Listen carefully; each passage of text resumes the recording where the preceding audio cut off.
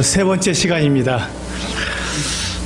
우리가 앞에 두 시간에서 제가 하나님께서 우리에게 말씀해 주신 내용 중에 왜 우리가 예수님을 믿어야 하는가, 왜 거듭나야 하는가에 대해서 말씀을 드렸습니다. 왜 거듭남이 필요한가.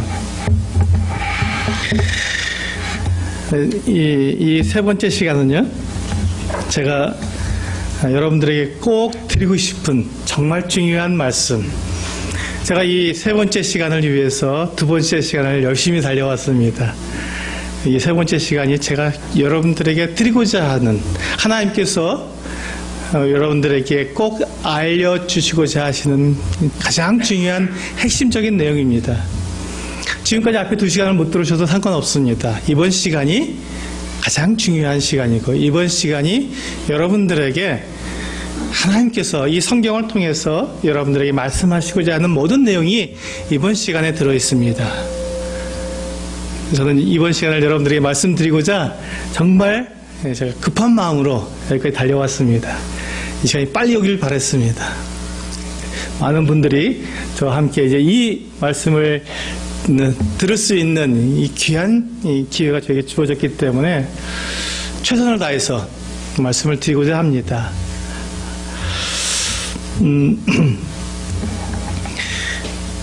제가 이렇게 말씀드리는 이 내용에 지금 복음이라고 하는 시간입니다. 이 시간은 복음이라고 우리가 얘기하고 있고, 복음을 전한다, 이런 말씀을 드리고 있는데, 복음이라는 말이 무슨 얘기냐면 좋은 소식, 기쁜 소식, 복된 소식을 복음이라고 말합니다. 왜 이 복음이냐면, 왜 기쁜 소식이냐면, 왜 복된 소식이냐면, 제가 앞에서 말씀드린 것처럼 사람이 거듭나지 아니하면 하나님 나라를 볼 수가 없고 하나님 나라에 들어갈 수가 없는데, 그 하나님 나라에 들어갈 수 있는 길이 열렸고 준비되었고, 누구든지 들어갈 수 있는, 하나님 나라에 들어갈 수 있는 그 방법이 마련되어 있다는 것입니다. 사실 우리는, 제가 앞 시간에 말씀드렸던 것처럼 우리는 모두가 다 죄인이기 때문에 다 죽어야 하고 결코 하나님 나라에 들어갈 수 없는 것 같은 사람들이었는데, 그 하나님 나라에 들어갈 수 있는 그 길이 열렸고, 우리가 그 지은 죄를 다 용서받을 수 있는 분명한 길이 마련되어 있다는 것입니다. 그래서 이것이 기쁜 소식이고, 누구든지 둘째 사망, 곧 지옥에 들어가지 않고도 누구든지 하나님 나라에 들어가서 살 수 있는 길이 열려 있다는 것입니다. 이 말씀을 드리는데, 제가 먼저 말씀드리고 싶은 것은 하나님께서 어떤 생각으로 사람들을 만드셨는가, 이게 중요합니다. 하나님은 왜 사람을 만드셨는가? 왜 사람을 만드셨는가? 우리 창세기 1장 26절과 27절을 함께 한번 저와 함께 읽어보도록 하겠습니다. 시작. 하나님이 이르시되 우리의 형상을 따라 우리의 모양대로 우리가 사람을 만들고 그들로 바다의 물고기와 하늘의 새와 가축과 온 땅과 땅에 기는 모든 것을 다스리게 하자 하시고, 하나님이 자기 형상 곧 하나님의 형상대로 사람을 창조하시되 남자와 여자를 창조하시고. 여기에 보면 아주 놀라운 하나님의 능력이 나타나 있습니다. 하나님의 사랑이 나타나 있습니다. 하나님께서 사람을 만드셨습니다. 처음에 하나님께서 사람을 만드셨는데, 하나님께서 사람을 만드시기 전에 하나님께서 사람을 만들 계획을 세우셨습니다. 그렇죠? 하나님께서 어떤 일을 하시기 전에 먼저 계획을 세우셨습니다. 근데 이 계획을 세우실 때 여기에 보시면 26절에 보시면 하나님이 이르시되 우리의 형상을 따라, 하나님께서 우리라고 말씀하셨습니다. 이 우리라고 말씀하신 이것은 삼위일체 하나님을 말하는 것입니다. 삼위일체. 우리가 이것이 굉장히 어려운 이야기인데요. 삼위일체라는 말은 굉장히 어려운 말입니다. 왜냐하면 이 세상에는 삼위일체로 되어 있는 존재가 없습니다. 삼위일체는 오직 하나님께만 해당되는 거기 때문에 이 세상에 하나님의 그 삼위일체를 정확하게 표현할 수 있는 거라면 그것이 하나님입니다. 하나님과 동일한 속성을 가졌기 때문에. 그래서 이 세상에는 삼위일체를 정확하게 표현할 것은 없습니다. 다만 그것을 우리가 이해할 수 있도록 비슷한 것은 있지만 정확하게 삼위일체가 무엇인지를 나타내주는 것 같은 사물도 없고 존재도 없습니다. 오직 하나님만 이 삼위일체를 가지고 계십니다. 이 삼위일체는 무엇이냐면요, 하나님은 성부 하나님, 아버지 하나님, 그리고 아들 하나님, 그리고 성령 하나님, 이 삼위로 계시는데 이 삼위가 한 분이라는 것입니다.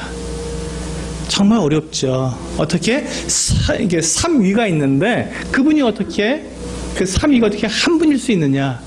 그래서 이것을 사람들이 다 이해할 수 없습니다. 그래서 어떤 분들은 세이클로버를 얘기합니다. 이렇게 잎이 셋으로 되어 있지만 그것을 클로버라고 얘기하는 것처럼 새 잎으로 되어 있지만 클로버다 이렇게 얘기하는 것처럼 삼위일체 하나님도 그렇게 성부 하나님, 성자 하나님, 성령 하나님으로 되어 있습니다. 이렇게 설명하는데 그것도 사실 정확한 하나님의 삼위일체를 말하지는 않습니다.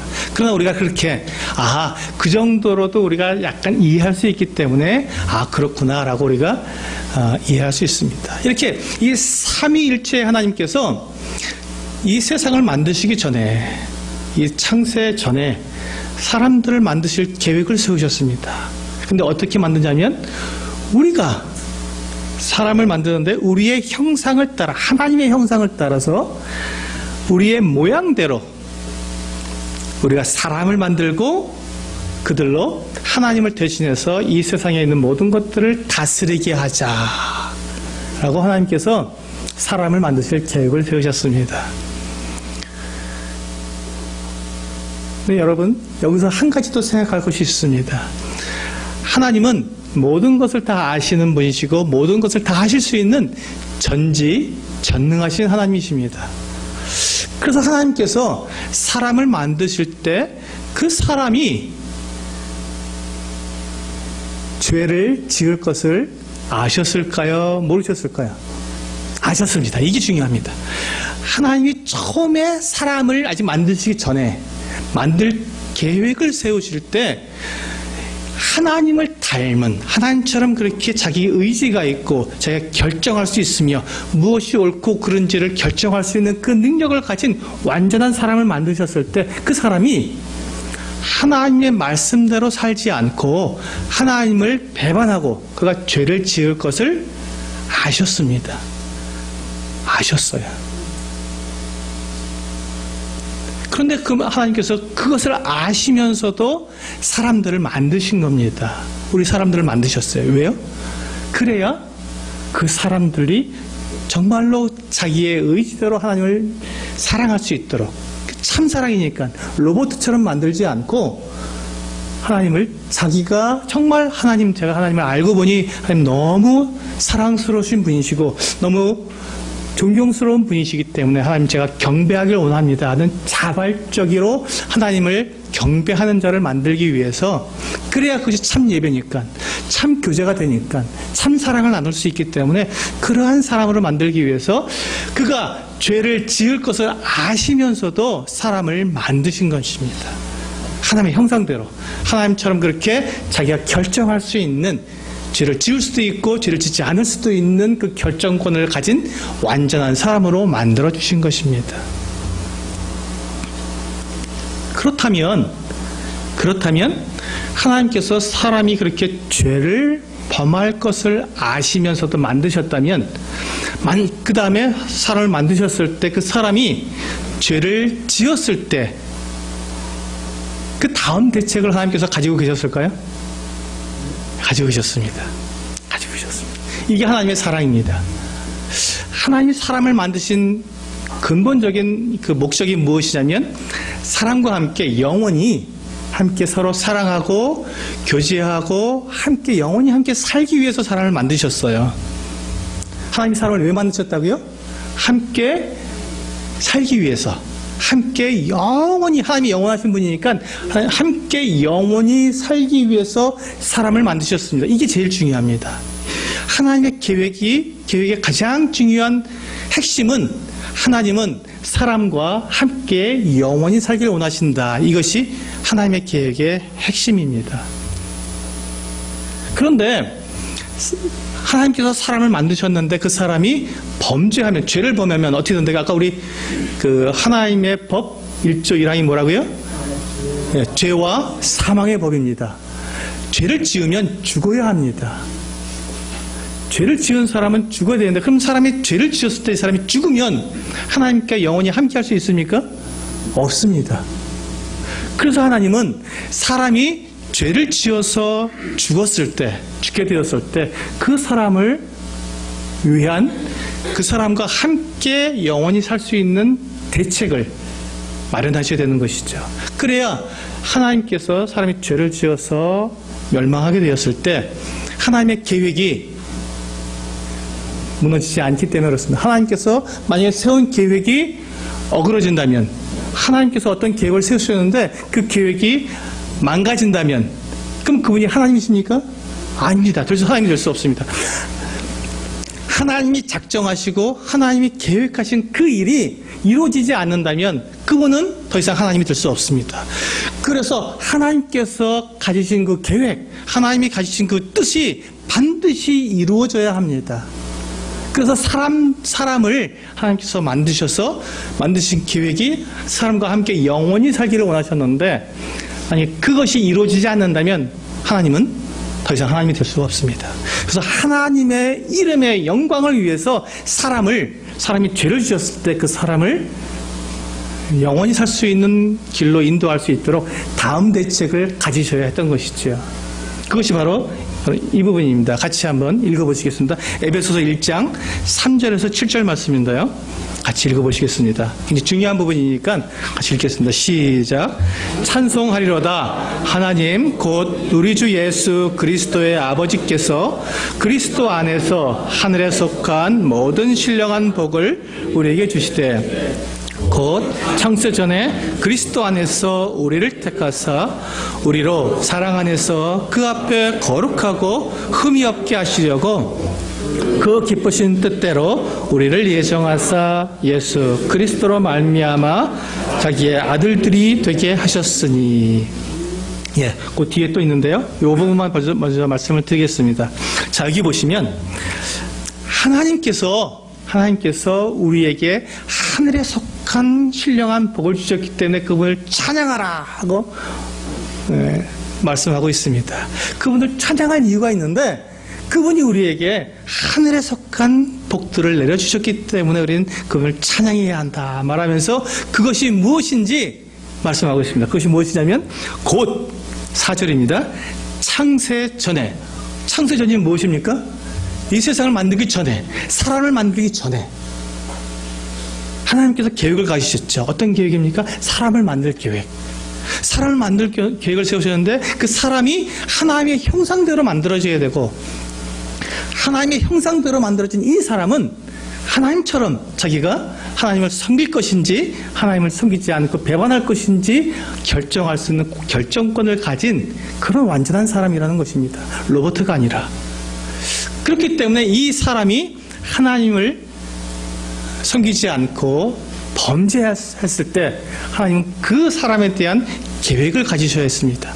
하나님께서 처음부터 가지셨던 계획, 사람을 만드시는 그 원래의 계획은 사람과 함께 하나님이 영원히 살기를 원하셨는데 그 계획이 사람의 범죄함으로 망가지지 않도록, 사람이 범죄했어도 그것을 다시 회복할 수 있는 그 계획을 하나님께서 가지셔야 했던 것이죠. 근데 그것이 창세 전에, 4절, 창세 전에 그리스도 안에서, 그리스도가 누굽니까? 예수님, 하나님의 아들입니다. 하나님의 아들. 자, 우리 지금 아까 제가 삼위일체를 말씀드렸죠. 바로 이것 때문에 말씀드렸습니다. 삼위일체 하나님께서 계획을 세우셨는데 우리가 사람을 만듭시다. 사람을 만드셨습니다. 근데 그 중에서 그 사람들이 범죄할 것을 아셨는데, 이 범죄한 사람을 그럼 우리가 어떻게 회복할 것인가 하는 그 계획을 이 삼위일체 하나님께서 계획을 세우셨는데, 그 계획이 바로 창세전에 그리스도, 하나님의 아들 안에서 사람들을 택하셔서 그 사람들로 하여금 사랑 안에서 그 앞에, 하나님 앞에서 거룩하고 흠이 없게 하실 계획을 가셨다는 것입니다. 사람은 범죄에서 더럽고 추악하고, 사람의 안에는 무덤과 같이 그 썩은 시체가 들은 것처럼 냄새나고 추악하고 더러운 것들이 그 안에 들어있지만, 하나님께서 가지신 계획은, 창세전부터 가지신 계획은 하나님의 아들 안에서, 하나님의 아들로 말미암아서, 하나님 아들을 통해서 그 사람을 거룩하고 흠이 없게 하시겠다는 뜻인 것입니다. 거룩하고 흠이 없게, 완전하게. 그리고 5절을 보시면요, 그 기쁘신 뜻대로, 그 기쁘신 뜻이 무엇입니까? 하나님이 사람과 함께 영원히 사는 그 뜻대로 우리를 예정하사 그리스도로 말미암아, 그리스도 때문에 자기의 아들들이 되게 하셨으니. 하나님의 계획은 여기 있습니다. 하나님의 계획은요, 사람이 범죄할 것을 아셨지만 범죄할 그 사람을 만들어 주셨고, 사람이 범죄했을 때 그들을 하나님과 함께 영원히 살 수 있는 자가 되게 하기 위해서 하나님의 아들 하나님을 통해서 사람들을 거룩하고 흠이 없게 하실 뿐만 아니라 하나님의 아들들이 되게 하시겠다고 하나님이 결정하신 것입니다. 누구를 통해서요? 누구를 통해서? 범죄한 사람들을 누구를 통해서 거룩하고 흠이 없으며 하나님의 아들들이 되게 하시겠다고 결정하셨다고요? 그리스도, 하나님의 아들 하나님을 통해서 그렇게 하시겠다고. 그 계획이 지금 우리에게 주어진 복음입니다. 우리는 죄를 지어서 우리는 멸망할 수밖에 없고, 하나님과 함께 하나님께 나아갈 수 없는 그와 같은 신분인데, 우리가 그 같은 사람들이었는데, 우리가 하나님의 아들들이 될 수 있는 길이 열렸다는 것입니다. 하나님 처음부터 그걸 계획하셨다는 거예요. 창세전부터. 세상을 만들기 전에 하나님이 사람을 만드실 계획을 세우셨을 그때부터, 처음부터 하나님께서는 예수 그리스도를 통해서 우리를 하나님의 아들들로 만드실 계획을 처음부터 가지고 계셨습니다. 이제 그 계획을 하나님께서 그대로 이뤄나가실 것입니다. 자, 그 다음 구절입니다. 6절부터 다시 같이 한번 읽겠습니다. 시작.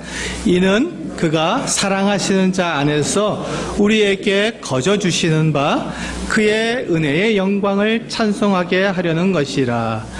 우리는 그리스도 안에서 그의 은혜의 풍성함을 따라 그의 피로 말미암아 속량 곧 죄사함 받았느니라. 여기 7절에 보시면 그리스도 안에서, 하나님의 아들 예수 그리스도 안에서 그의 은혜의 풍성함을 받았는데, 그 은혜가 정말 넘치는 은혜를 받았는데, 그 은혜가 무엇이냐면 그리스도의 피, 예수 그리스도의 피로 말미암아서 우리가 속량을 받았는데, 속량이란 말은 죄 사함을 받았다는 말입니다. 우리가 죄를 지었기 때문에, 죄 때문에 우리가 죽어야 했고, 죄 때문에 하나님께 나아갈 수 없게 되었는데, 하나님께서 창세 전부터 계획하신 그 우리의 그 죄를 용서하실 방법을 누구를 통해서 마련하셨냐면 그의 피, 하나님의 아들의 피로 말미암아서 우리의 모든 죄를 사하실 계획을 가지고 계셨다는 것입니다. 이게 복음입니다. 이게 하나님의 계획이고, 우리에게 들려주시고자, 알려주시고자 하시는 하나님의 뜻입니다. 내가 너희를 만들었는데 너희가 죄를 범했구나. 하지만 나는 너에 대한 이 계획을 결코 난 포기할 수 없다. 수천 년이 걸려도 나는 너희들에 대해서 분명한 계획, 내가 너희와 함께 하고자 하는 이 계획을 나는 결코 포기할 수 없다. 그래서 내 아들을 통해서 너희들을 죄를 사해 줄 것이고, 내 아들의 피로 말미암아서 너희들을 깨끗하게 할 테니, 너희들의 모든 죄를 용서해 줄 테니 나에게로 나와라 하고 하나님께서 부르시는 것입니다. 이게 하나님께서 우리들에게 들려주시고자 하는 복음입니다. 하나님의 뜻이고요. 그게 어떻게 가능한지 그게 어떻게 가능한지 제가 설명을 드리겠습니다. 창세기 3장 1절에서 6절 말씀을 보면 사람이 죄를 짓는 과정이 나오고 있습니다. 사람이 어떻게 해서 죄를 지었는지 제가 빨리 읽어드리겠습니다. 그런데 뱀은 여호와 하나님이 지으신 들짐승 중에 가장 간교하니라. 뱀이 여자에게 물어 이르되 하나님이 참으로 너희에게 동산 모든 나무의 열매를 먹지 말라 하시더냐? 여자가 뱀에게 말하되 동산 나무의 열매를 우리가 먹을 수 있으나 동산 중앙에 있는 나무의 열매는 하나님의 말씀에 너희는 먹지도 말고 만지지도 말라 너희가 죽을까 하노라 하셨느니라. 뱀이 여자에게 이르되 너희가 결코 죽지 아니하리라. 너희가 그것을 먹는 날에는 너희 눈이 밝아져 하나님과 같이 되어 선악을 알 줄 하나님이 아심이니라. 여자가 그 나무를 본즉 먹음직도 하고 보암직도 하고 지혜롭게 할 만큼 탐스럽기도 한 나무인지라. 여자가 그 열매를 따먹고 자기와 함께 있는 남편에게도 주매 그도 먹은지라. 여기 보면 우리 인류에 있어서 가장 슬픈 장면이 나오고 있습니다. 하나님께서 당신의 형상대로 가장 완벽한 사람을 만들어서 하나님의 대리자로서 그 에덴 동산에서 하나님의 대리자로서 이 하나님이 만드신 모든 것들을 다스리고 있었습니다.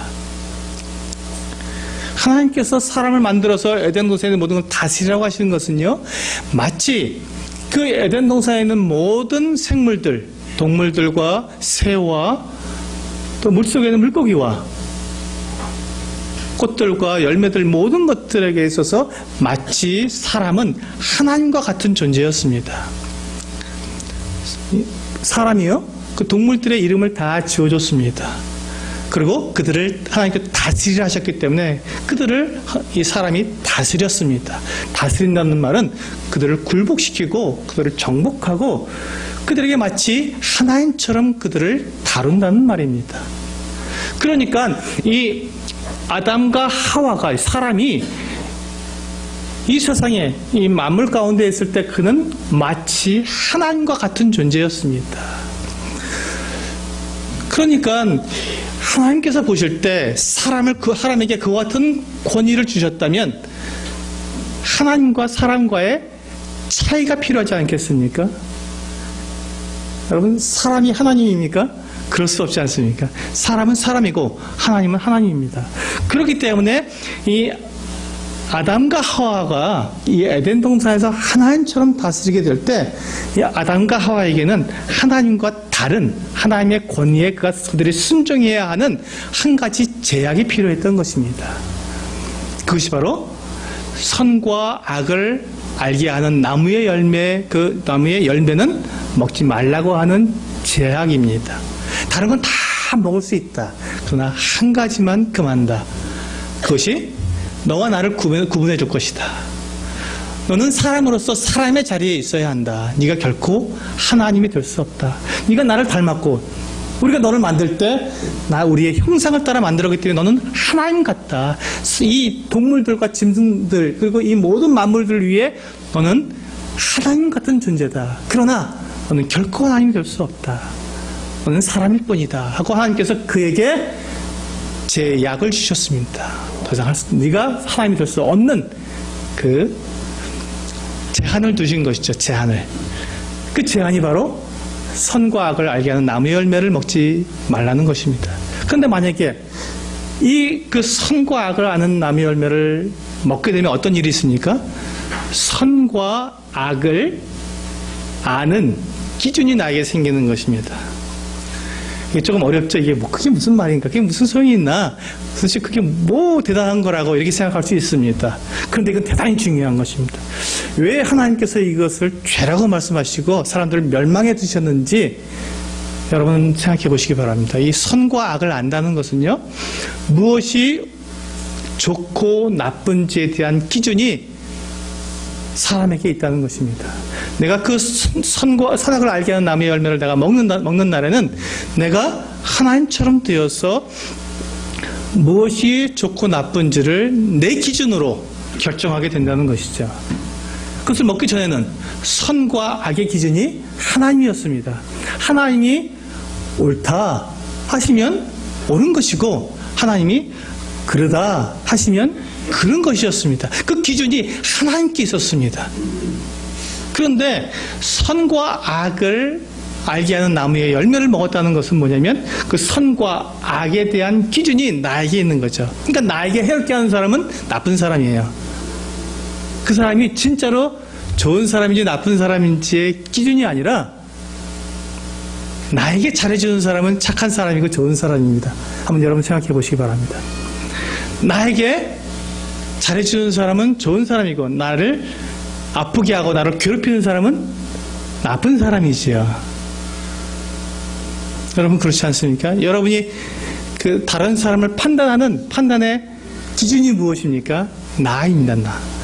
내가 나한테 잘해주고 나를 도와주고 나와 함께하는 사람이면 그 사람은 좋은 사람, 착한 사람, 사랑스러운 사람이고 그가 객관적으로 다른 사람이 뭐라고 말하든지 간에 그가 나를 아프게 하고 나를 미워하고 나에게 안 좋은 말을 하게 되면 그 사람은 나쁜 사람이 되는 것입니다. 내가 기준이 되기 때문에.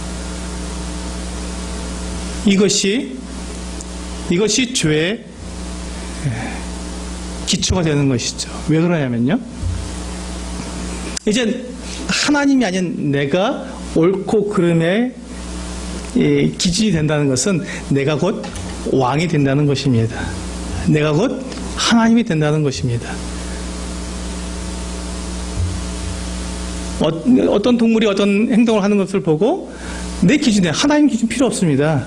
내가 나한테 좋으면 너 좋은 놈, 너 이렇게 나쁘면 나쁜 놈하고 하기 때문에 내가 하나님 외에 또 하나의 하나님이 생겨버린 것이죠.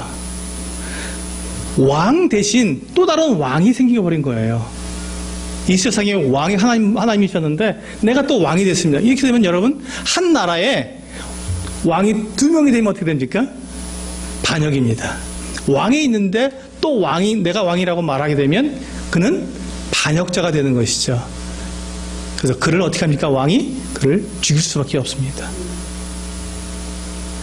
선악을 알게 하는 나무의 열매를 먹는 게 그깟 과일 하나 먹는 게 무슨 대수라고 그것 때문에 사람을 죽이신다고 그런 하나님이 무슨 사랑의 하나님입니까? 라고 외치는 사람들이 있지만 그 의미를 분명히 알면 하나님께서 왜 선과 악을 알게 하는 나무의 열매를 먹지 말라고 하셨는지 그가 그것을 먹는 날에는 하나님을 반역하기 때문에 왕이 있는데 또 다른 내가 왕이 되기 때문에 하나님이 계신데 내가 또 다른 신이 되기 때문에 하나님 그것을 막으신 것입니다.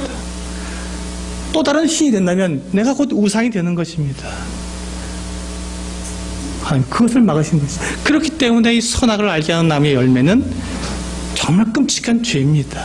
정말 끔찍한 죄입니다. 그것 때문에 지금 이 온 세계에서 전쟁과 싸움과 질투와 서로 미워하고 죽이고 하는 일들이 끊이지 않고 일어나고 있는 것입니다.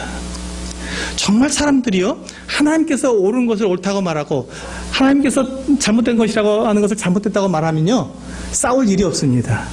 모든 기준이 하나님께 있으니까요. 그건 절대적으로 옳은 거니까. 근데 나는 옳고 너는 다른 사람은 아니라 그러면 서로 다툼이 일어나죠. 이것이 바로 선과 악을 알게 하는 나무의 열매를 먹은 결과로서 우리가 서로 싸우고 전쟁과 다툼과 미움과 시기와 질투가 일어나는 근본 이유입니다.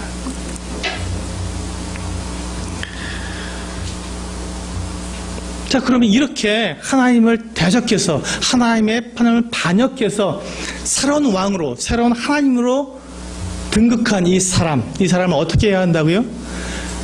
죄와 사망의 법, 죄와 사망의 법에 의해서 이 사람을 죽이셔야 하는 것입니다.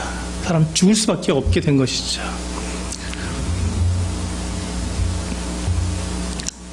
보시겠습니다. 그 결과가 바로 이와 같이 되어 있습니다. 제가 읽겠습니다. 창세기 3장 17절에서 19절입니다. 아담에게 이르시되 내가 내 아내의 말을 듣고 내가 내게 먹지 말라 한 나무의 열매를 먹었은즉 땅은 너로 말미암아 저주를 받고 너는 내 평생에 수고하여야 그 소산을 먹으리라. 땅이 내게 가시덤불과 엉겅퀴를 낼 것이라. 내가 먹을 것은 밭의 채소인즉, 자 19절입니다. 내가 흙으로 돌아갈 때까지 얼굴에 땀을 흘려야 먹을 것을 먹으리니 내가 그것에서 취함을 입었습니다. 자 마지막 보시겠습니다. 너는 흙이니 흙으로 돌아갈 것이니라 하시니라. 이게 죽음입니다. 흙에서 왔으니 흙으로 돌아가라. 하나님께서 이 사람을 흙에서 사람을 만드실 때는 하나님의 형상대로 만들었습니다. 그래서 영원히 살 수 있도록 그 사람을 그렇게 만드셨는데, 하나님의 형상을 따라 만드셨는데, 그가 범죄함으로 이제 그가 나온 흙에서 나왔기 때문에 흙으로 돌아가도록, 이것을 죽음이라고 말을 합니다. 죽어야 한다라고 하나님께서 말씀하신 것이죠. 그에게 그렇게 형벌을 내리셨습니다. 이 죽음은 바로 우리의 육체의 죽음입니다. 그래서 이 육체가 죽었습니다. 육체의 생명이 끊어졌습니다. 그럼 우리는 하나님과 영원히 함께 살 수 없지 않습니까? 그래서 뭐가 필요하다고요? 거듭난 생명, 새 생명, 영원한 생명, 이 하나님이 성령께서 주시는 이 새 생명, 거듭난 생명이 우리에게 필요한 것입니다. 육체의 생명은 흙에서 흙으로 돌아가니 끝나버렸고, 그 죽음으로 끝나지 않도록 하나님께서 우리에게 주시는 영원한 생명, 그것이 바로 거듭남입니다. 거듭난 생명, 그 생명을 우리가 얻어야 한다고 말씀하시는 것이죠. 그 생명이 필요한 이유입니다. 그래서 이제 우리가 흙으로 돌아가는 이 죽음을 우리에게 말씀하셨는데, 그렇다면 하나님, 틀림없이 하나님께서 계획을 가지셨지 않습니까? 창세전에 그리스도 안에서, 하나님의 아들 안에서 우리를 거룩하고 흠이 없게 하고 하나님의 아들들이 되게 하시는 그 계획은 어디에 갔습니까? 그때 하나님께서 아담과 하와에게 이제 벌을 주시고, 뱀에게 벌을 주실 때, 이제 벌을 주실 때 이와 같이 약속을 해주셨습니다. 하나님께서 처음부터 이제 그 부분을 이제 약속을 해주신 거예요. 같이 읽어보시겠습니다. 이 부분 중요하니까 같이 읽겠습니다. 시작. 여호와 하나님이 뱀에게 이르시되 내가 이렇게 하였은즉 내가 모든 가축과 들의 모든 짐승보다 더욱 저주를 받아 배로 다니고 살아있는 동안 흙을 먹을지니라. 내가 너로 여자와 원수게 되게 하고 내 후손도 여자의 후손과 원수가 되게 하리니 여자의 후손은 내 머리를 상하게 할 것이요 너는 그의 발꿈치를 상하게 할 것이니라 하시고. 여기 굉장히 어려운 말이 나왔습니다. 이게 뭔 말인지 도대체 알 수 없는 말이 나왔습니다. 이게 이제 15절에 보시면 15절에 내가 하나님께서 너로 뱀에게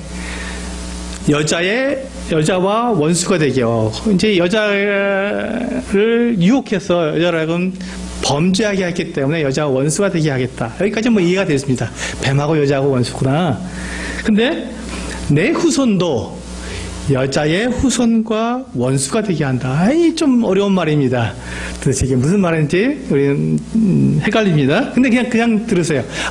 뱀의 후손이 있고 또 여자의 후손이 있구나. 근데 둘이서도 원수가 되는구나. 여기까지만 생각하시면 됩니다. 그런데 그 다음에 여자의 후손은, 이게 중요합니다. 그 여자의 후손, 누군지 모르지만 그 여자의 후손이 내 머리, 뱀의 머리를 상하게 할 것이요 너는 그의 여자의 후손의 발꿈치를 상하게 할 것이다. 복잡하지만 여하튼 뭐 그런 일이 있다고 이제 알았습니다. 그러니까 이걸 제가 설명해 드리겠습니다. 여자의 후손이라는 분이 있습니다. 하나님은 이분을, 여자의 후손을 바로 하나님께서 사람들을 위해서 준비해 놓으신 구원자, 죄에서 구원해 주실 분, 우리 죄를 용서해 주실 분이라고 사실은 말하는데 사람들에게 이제 그것을 미리 말씀해 주시기 때문에 잘 알아듣지 못하도록 조금 비밀스러운 말로 하셨습니다. 그래서 이게 사실 비밀스러운 말이 아니라 사실 그대로예요. 근데 우리가 잘 이해가 안 될 뿐이지 사실 그대로를 말씀하셨는데 우리가 이런 경험이 없어서 좀 우리가 헷갈리는 것 뿐이지 제가 설명을 드리겠습니다. 이해되도록. 그래서 이 여자의 후손이라는 분이 있는데 그분이 요 뱀은요, 나중에 요한계시록에서 보면 사탄이라고 나오고 있습니다. 그래서 이 뱀이 그러니까 이 여자를 유혹한 이유가 뭐냐면 사탄이었기 때문에 하나님을 반역한 천사입니다. 천사 중에 우두머리인데 이 천사의 우두머리 이 사탄이 자기가 지옥에 갈 것을 알고 하나님의 이 계획을 다 망가뜨리려고 사람과 함께 영원히 살 계획을 망가뜨리면 그래서 하나님께서 사람과 함께 살지 못하게 되신다면 하나님은 더 이상 하나님이 될 수 없기 때문에 어떻게든지 사람을 하나님과 함께 살지 못하도록 방해를 한 것입니다. 하나님은 거룩하신 분이고 완전한 분이시기 때문에 그 뜻이 결코 망가질 수 없는데 피해질 수 없는데 사탄이 하나님의 계획을 망가뜨리려고 사람을 유혹해서 하나님과 함께 살지 못하도록 죄를 짓게 만들어버린 것이죠. 이제 끝나버렸습니다. 이 사람이 죄를 지었기 때문에 사탄은 이제 승리의 기가를 부른 거예요. 봐라. 하나님께서 나를 이제 내가 반역했다고 나를 갖다 저 지옥에 던져놓는다고? 하나님께서 만약에 사람과 함께 하신다는 이 계획을 이루지 못한다면 하나님은 이제 없는 거야. 내가 하나님을 이길 수 있는 거야. 그분은 무능한 분이야. 자기의 계획도 이룰 수 없는 아무 능력도 없는 그 하나님이 무슨 소용이 있어. 이제 내가 하나님을 이겨 라고 사탄이 다 계획을 잡은 것입니다. 그러니까 이 사탄이 그렇게 해서 여자를 유혹해서 죄를 짓게 했는데 사탄, 이 뱀의 여자의 후손이 그 뱀의 머리를 밟아서 상하게 만든다는 거예요. 이 말은 그 사탄을 이긴다는 말입니다. 사탄과 싸워서 승리하는 자가 된다. 이제 옛날에 고대의 전쟁일 때는요, 그 적장을 잡아서 이제 이 승리한 장군이 적장의 머리를 발로 밟습니다. 그러면 완전한 승리가 되는 거거든요. 그게 고대 전쟁에 나오는 모습인데, 완전한 승리한 장군의 모습인데, 바로 그 모습입니다. 여자의 후손이, 이분이 누군지 모르지만 하나님께서 보내주실 사람들을 죄에서 구원할 그 구원자가 사탄을 그 머리를 밟고 승리하신다는 말을 지금 하나님께서 말씀해 주신 것입니다. 그런데 여러분, 사탄, 이 천사장인데 이 사탄을 이기고 사탄과 싸워서 이길 수 있는 분이 누가 있겠습니까? 사람 중에 그런 사람이 있겠습니까? 없습니다. 사람은 결코 천사를 이길 수 없습니다. 그럼 누굴까요? 누가 이 사탄과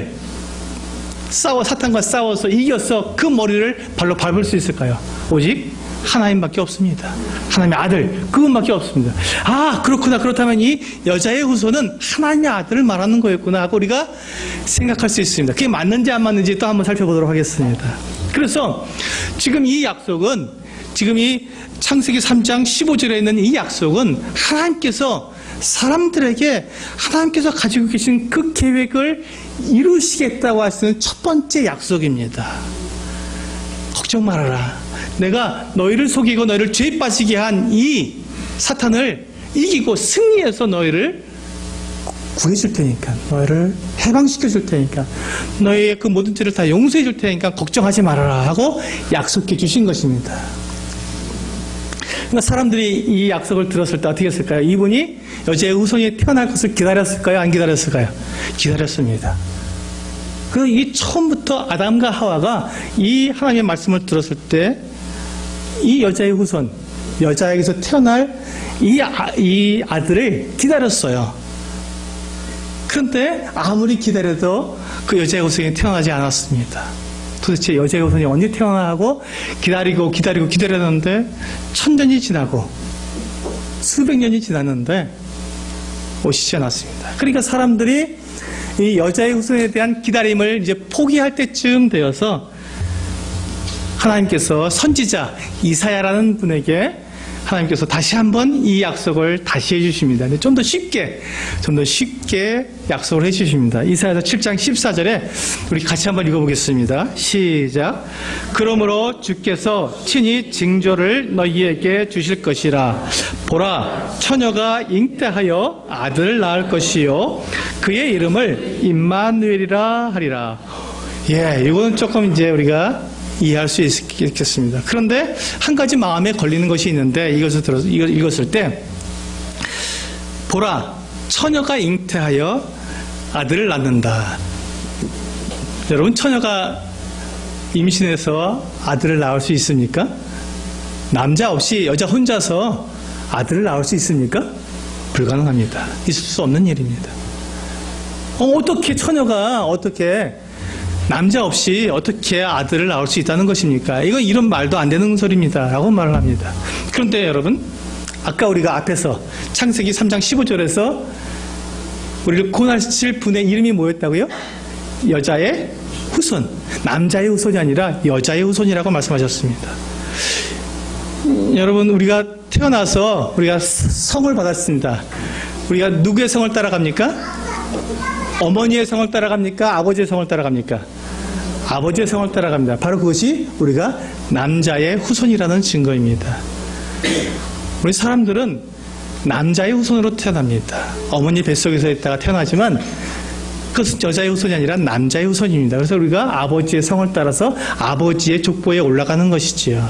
그래서 우리는 다 남자의 후손입니다. 근데 여자의 후손이 사탄을 이기고 우리를 구원해주실 것이라고 약속하셨는데, 여자의 후손, 남자의 후손이 아니라 여자의 후손이라면 그 누군가 했는데, 이 말씀에서 보니까 남자 없이 처녀가 잉태해서 아들을 낳는다고 약속해 주신 것입니다. 하나님, 도대체 이게 무슨 말입니까? 왜 이런 일을 하십니까? 라고 물었더니 하나님께서 이 말씀, 왜 이렇게 하셨냐면, 하나님께서 보내주실 그 구원자는 분명한 증거가 있어야 됩니다. 특별해야 됩니다. 누구든지 알아볼 수 있어야 합니다. 그렇죠? 똑같은데 그냥 아무나 내가 구원자다 말하고 나서면 안 되기 때문에 하나님께서 그 사람이 하나님의 아들, 하나님께서 보내주시는 특별한 구원자라는 그 증거를 만들기 위해서 사람으로서는 할 수 없는, 하나님만 하실 수 있는 방법으로 이 세상에 태어나게 하신다는 것입니다. 그것이 무엇입니까? 처녀가 잉태하는 방법입니다. 처녀가 남자 없이 그저 하나님의 능력으로 아이를 임신하고 그 아이를 낳게 되었을 때 그분이 하나님께서 약속하신 구원자다. 사탄을 발로 밟고 승리하실 바로 구원자라고 약속해 주신 것입니다. 이게 정말 가능할까요? 이런 일이 정말 일어날 수 있을까요? 우리는 이 일이 참 궁금했지만 이 일은 700년이 지난 다음에 이사야 선지자가 이와 같이 예언한 지 700년이 지난 후에 정말로 일어났습니다. 700년이 지난 후에 마태복음 1장 18절에서 25절에 이 이사야가 예언한 그 예언이 그대로 이루어졌습니다. 제가 읽어드리겠습니다. 예수 그리스도의 나심은 이러하니라. 드디어 이제 정확한 이름이 나왔습니다. 이름이 누구시라고요? 예수 그리스도. 예수 그리스도. 그의 어머니 마리아가 요셉과 약혼하고 동거하기 전에 성령으로 잉태된 것이 나타났더니, 자, 여기 보세요. 성령이 나왔어요. 성령은 누구십니까? 삼위일체 하나님입니다. 하나님이십니다. 성부 하나님, 성자 하나님, 성령 하나님. 이 하나님께서 이 마리아, 아직 결혼하지 않고 약혼만 한 상태에 있는 이 마리아에게 하나님의 능력으로 그가 잉태하게 하셨습니다. 임신하게 하신 것이죠. 19절에 그의 남편 요셉은 의로운 사람이라 그를 드러내지 아니하고 가만히 끊고자 하여. 자, 이 요셉이 약혼을 했는데 자기 이제 아내가 신부가 될 사람이 그냥 임신을 했다고 하니 이것은 부정한 짓을 했구나, 못된 짓을 했구나, 나를 배반했구나, 엉뚱한 남자하고 함께 잠자리를 했구나 라고 생각하고는 끊어버리려고 한 것입니다. 이제 우리 파혼합시다 이렇게 하려고 했던 것입니다. 그런데 지금 이 마리아가 부정한 짓을 했습니까? 아닙니다. 하나님께서, 성령 하나님께서 하나님의 능력으로 우리를 구원하실 그 여자의 후손, 처녀가 잉태해서 낳을 그 아들 예수 그리스도, 그분을 이 세상에 낳기 위해서 하나님께서 특별히 마리아에게 그 능력으로 함께 해주셨습니다. 그래서 잉태하게 된 것이죠. 그랬을 때 20절에 보니까 이 요셉이 이 일을 생각할 때 주의 사자가, 천사입니다. 하나님의 천사가 현몽하여 꿈에 나타나서 이르되 다윗의 자손 요셉아, 내 아내 마리아 데려오기를 무서워하지 말라. 그에게 잉태된 자는 성령으로 된 것이라. 분명하게 천사가 나타나서 요셉에게 분명하게 얘기해줬습니다. 그는 부정한 짓을 한 것이 아니다. 그는 성령으로 말미암아 성령으로 하나님께서 그에게 역사하셔서 하나님의 능력으로 그가 지금 구원자를 임신한 것이다. 하나님께서 처음부터 약속해 주신 그분 여자의 후손이다 하고 말씀해 주시고 이제 21절에 아들을 낳으리니 이름을 예수라 하라. 아들을 낳으리니 이름을 예수라 하라. 이는 그가 자기 백성을 그들의 죄에서 구원할 자십니다. 여기 보세요. 구원할 자다. 구원자다. 그들의 죄에서 그들을 구원할 자다. 사람들을 구원할 자라면 그는 하나님의 아들이어야 했고 하나님의 아들이라면 그는 남자의 후손으로 태어나서는 안 되기 때문에 성령에 의해서 처녀가 잉태하게 하나님께서 그렇게 하셨다고 이야기해 준 것입니다. 여러분, 이것이 믿지 못할 일입니까? 이것이 불가능한 일이겠습니까? 하나님께서 사람들을 위해서 처음부터 계획하셨고 처음부터 하나님께서 창세 전부터 사람이 범죄할 것을 해결할 방법으로 바로 하나님의 아들을 보내주시겠다는데 그 하나님의 아들이 사람이 되어서는 안 되기 때문에 하나님으로서 이 세상에 오시는 사람이 되셔야 하기 때문에 이렇게 특별한 방법, 남자의 후손이 아니라 여자의 후손으로 태어나셔야 하기 때문에 하나님이 이와 같은 특별한 방법을 우리들에게 나타내 주신 것입니다. 이 마리아에게 행하신 것이죠. 하나님이 이렇게 하시는 것이 불의한 방법입니까? 이것이 하나님의 놀라운 은혜의 방법입니다. 사람들에게 하나님의 아들을 보내주시기 위해서 택하신 하나님의 가장 확실한 방법입니다. 그래서 이제 22절, 이 모든 일이 된 것은 주께서 선지자로 하신 말씀을 이루려 하심이니, 아까 우리 봤었지 않습니까? 700년 전 선지자 이사야가 예언한 그것. 보라, 처녀가 잉태하여 아들을 낳을 것이요 그의 이름은 임마누엘이라 하리라 하셨으니, 이를 번역한즉, 자, 임마누엘이라는 말이 무슨 뜻이냐면요, 하나님이 우리와 함께 계시다. 여러분, 제가 말씀드렸죠? 하나님께서 처음에 사람들을 창조하실 때, 사람들을 만드실 때 가지신 계획이 무엇이라고요? 사람들이 하나님과 함께 있는 것입니다. 하나님께서 사람들을 만드셨을 때 사람이 하나님과 함께 영원히 살 수 있도록 그 계획을 가지고 만드셨는데, 그 계획을 이룰 수 있는 분, 그분이 바로 임마누엘입니다. 하나님이 우리와 함께 계시다. 우리와 함께 계시는 그 하나님을 하나님께서 보내주신다는 것입니다.